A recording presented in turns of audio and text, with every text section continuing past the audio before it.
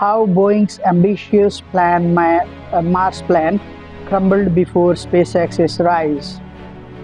In 2017, Boeing's ex-CEO Dennis Muilenburg boldly claimed they would beat Elon Musk to Mars.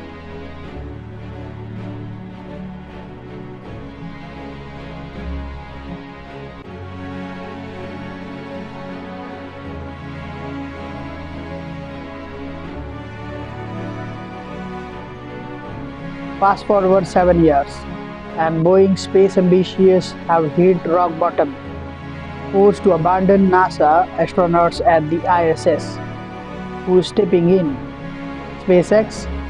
The tables have turned, and Musk is closer to Mars than ever. What does this mean for the future of Mars space exploration?